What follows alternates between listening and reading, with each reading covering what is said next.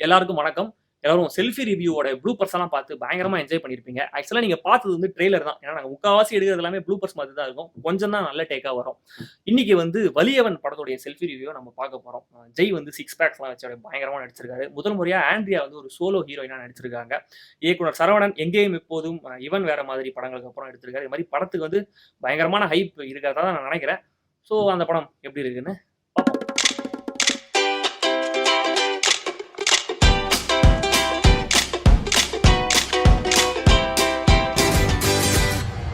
வலியவன் Jai ஆண்ட்ரியாவை love பண்றாரு. Andrea முதல்ல வேணாம்னு சொன்னாலும் அப்புறம் ஒத்துக்கிறாங்க. ஆனா ஒரு சில்வர் மெடல் வின் பண்ண ஒரு பாக்ஸரை காமிச்சு நீ அவன் அடி, அப்புறமா நான் உனக்கு ஓகே சொல்றேன் அப்படின்னு சொல்றாங்க.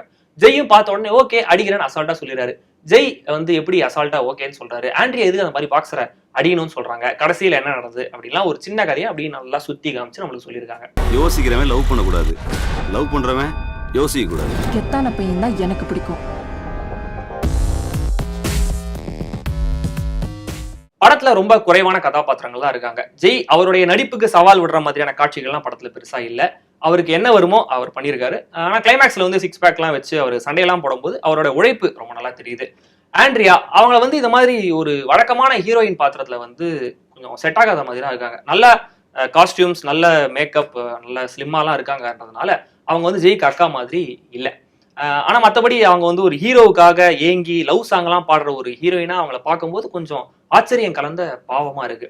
அழகம் பெருமாள் ஜெய்யோட அப்பாவா, ஆண்ட்ரியாவோட ஃப்ரெண்டா 2 இடங்கள்லயுமே ரொம்ப நல்லா நடிச்சிருக்காரு. பால சரவணன் அவருடைய காமெடி பெருசா ஒர்க் அவுட் ஆகல. நீங்க எல்லாம் ஒரு பொண்ணை இம்ப்ரெஸ் பண்ணணும்னா குறைஞ்சபட்சம் 5-6 வருஷம் ஆகும்.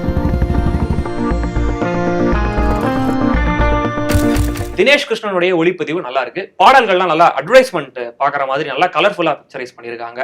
சுபாரக்கோட எடிட்டிங்ல படம் வந்து இன்னும் ஒரு 20-30 நிமிஷம் கம்மியா இருக்கலாமோ அப்படின்னு தோணுது. ஆஹா காதல் வந்துன்னு ஒரு பாட்டு இருக்கு. அதை தவிர மற்ற பாடல்கள் எல்லாம் ரொம்ப தடையாதான் இருக்கு படத்துக்கு. ஆனா பின்னணி இசை ரொம்ப நல்லா பண்ணியிருக்காரு ஈமான். கொஞ்சம் நேரம் மழை வரும், கொஞ்சம் நேரம் வெயில் வரும், பெண்ணே உன்னை பார்க்கும் போது கொஞ்சம் புயல் வரும். இயக்குனர் சரவணன் ஒரு சின்ன கதையை எடுத்துட்டு 2 மணி நேரம் 20 நிமிஷம் படமா பண்ணியிருக்காரு. திரைக்கதையில தேவையில்லாத பாடல்கள், தேவையில்லாம ரொம்ப நீளமா ஒரு லவ் காமெடி ட்ராக் எல்லாம் வருது. படத்தோட முக்கியமான ட்விஸ்ட சொல்றதுக்கே பாதி படத்துக்கு மேல போயிடுது. அந்த ட்விஸ்ட் வர அந்த 20 நிமிஷம் அழுத்தமா இருக்கு, நல்லா இருக்கு. ஆனா அந்த டியூரேஷன் தர ஃபீல் படத்தோடைய முதல் 2 மணி நேரம் தரல. அதுதான் படத்துல பெரிய பிரச்சனை.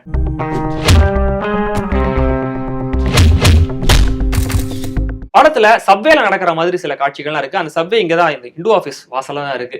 அந்த சப்வேல பிஸி நாட்கள்ல கூட ஒரு 100 பேருக்கு மேல இருக்க மாட்டாங்க. ஆனா படத்துல ஜே ஜே ஜே ஜேன்னு செம்ம கிரௌட் இருக்கு. எப்ப பார்த்தாலும் அந்த சப்வேல, எந்த சப்வேல வெளியில சப்வே அப்படின்னு போர்டு வச்சிருப்பாங்க தெரியல, அந்த சப்வேல படத்துல வச்சிருக்காங்க. அதே மாதிரி 12 மணிக்கு வெளியில போறாங்க, அங்கேயும் ஜே ஜே ஜேன்னு கிரௌட் இருக்கு. படத்துக்கு பட்ஜெட் 15 கோடின்னு கேள்விப்பட்டேன். முக்காவாசி பட்ஜெட் இந்த கூட்டத்தை சேர்க்கறதுக்கே போயிருக்குன்னு நினைக்கிறேன். முக்கியமா படம் பார்த்துட்டு வெளியில வரும்போது ஒரு கதாபாத்திரம் கூட மனசுல நிக்கவே இல்லை. சுத்த விடுறது, சிக்க வைக்கிறது, ரெண்டுமே பொண்ணுங்களை கை வந்த கலை பார்த்து. எப்பவுமே முதல் படம் ஹிட் கொடுத்தவங்களுக்கு பிரஷர் ரொம்ப ஜாஸ்தி. ஏன்னா அந்த வெற்றியை அவங்க தக்க வச்சுக்க ரொம்ப மெனக்கிடணும். இயக்குனர் சரவணன் 2011ஆம் வருஷம் எங்கேயும் எப்போதும் படம் மூலமா ஆச்சரியப்பட வச்சாரு. அடுத்தது இவன் வேற மாதிரி படத்துல கொஞ்சம் தடுமாற்றம் தெரிஞ்சாலும் முதலுக்கு மோசம் இல்லை அப்படின்னு தான் சொல்லணும். வலிவன் படத்து மூலமா தன்னை நிரூபிச்சுக்க அவருக்கு இன்னொரு வாய்ப்பு கிடைச்சிருக்கு. ஆனா கிடைச்ச வாய்ப்பை அவர் ரொம்ப நல்லா பயன்படுத்திக்கல அப்படின்னு தான் சொல்லணும்.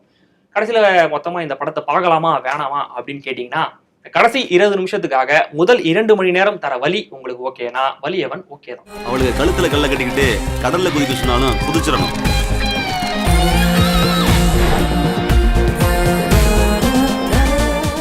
எல்லாரும் இந்த ரிவ்யூவை என்ஜாய் பண்ணியிருப்பீங்க அப்படின்னு நான் சொல்ல மாட்டேன். சப்ஸ்கிரைப் பண்ணுங்க, ஷேர் பண்ணுங்க, அதையும் நான் சொல்ல மாட்டேன். நான் வந்து படத்தில் வர ஜெய் மாதிரி ஒன்று முடிவு பண்ணியிருக்கேன். சார் இந்த கேமரா கொஞ்சம் பிடிங்க சார். என்கிட்ட 15 கோடி இல்லைன்றதுனால இதுதான் என்னுடைய பாக்ஸிங் க்ளோஸ். சார் அந்த கட்சி போடுங்க சார். வலியவன் படம் பார்த்தப்பறம் நானும் ஒன்று முடிவு பண்ணிட்டேன்.